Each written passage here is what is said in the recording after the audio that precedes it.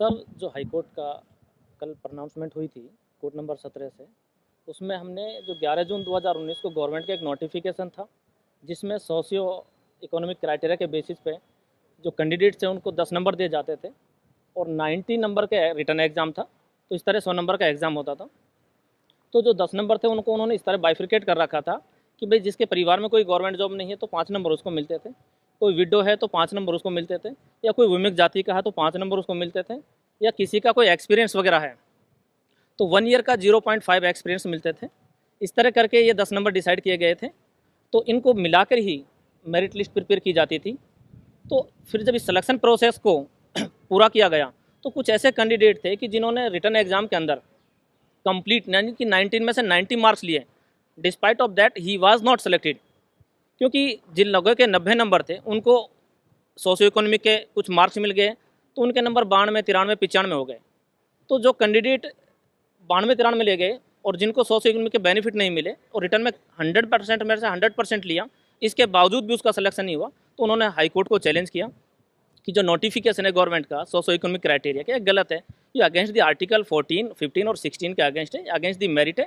क्योंकि मेरिट जो सिलेक्शन का क्राइटेरिया है कि that to be find the meritorious candidate for the suitable candidate for a particular post. जब इस तरह के जो मेरिटोरियस कैंडिडेट हैं who are higher in the merit, who are the topper in their written examination, despite of that they could not be selected, तो it is totally against the rule, against the article 14 and 16 of the constitution of India. तो माननीय high court ने ये कहा है कि भाई जो नोटिफिकेशन है इसको क्वेश कर दिया गया, सेट असाइड कर दिया गया है। इसके बावजूद जो मेरिट लिस्ट अगेन प्रिपेयर की जाएगी only on the base of the return examination.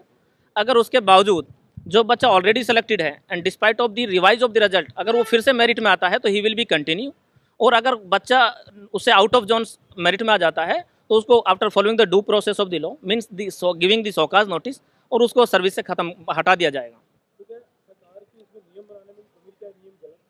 देखो, सरकार का नियम जो मंशा थी मैं मानता हूँ वो ठीक हो सकती है कि भाई जो डिसएडवांटेज लोग हैं जिनके घर में कोई रोज़गार नहीं है उस परिवार को, उस फैमिली को मतलब पुशअप करना, लेकिन इसमें जो 10 नंबर है ये बहुत जो गैप है वो काफ़ी बड़ा है, इसको कम किया जा सकता था।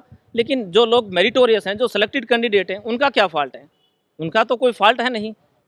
तो इस तरह करके जो पॉलिसी है इसको और मॉडिफाई किया जा सकता है।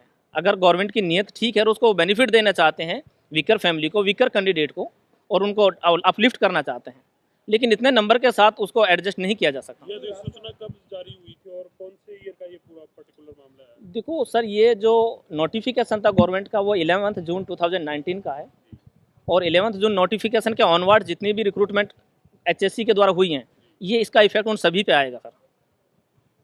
इसमें कोई आशा हो सकता है कि सरकार नए नियम बनाए कि 10 की जगह 5 नंबर कर दे, ऐसा रास्ता निकल सकता है?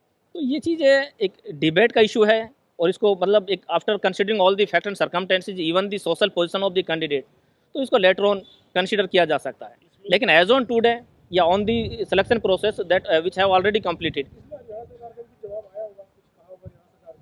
हरियाणा सरकार की सिंपैथी के ही मोस्टली इसका जवाब आया है कि भाई हमारी जो मंशा थी वो ये थी कि जिन परिवारों में कोई रोज़गार नहीं है उनमें एक रोज़गार का अवसर लाना, उनको भी अपलिफ्ट करना है ताकि वो जो सोशल जो स्टैंडर्ड है उसको अपलिफ्ट किया जा सके।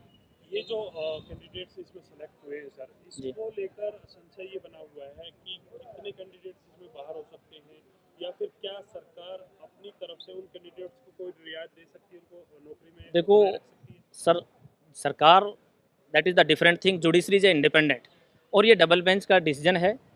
Only remedy to file an SLP before the Supreme Court to challenge that order if the government want to challenge that order.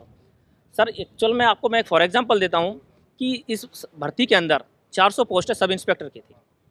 400 post के अंदर फॉर एग्जांपल अप्रॉक्सीमेटली 378 जो कैंडिडेट वे हैं जिनको सोशियो इकोनॉमिक का बेनिफिट मिला है।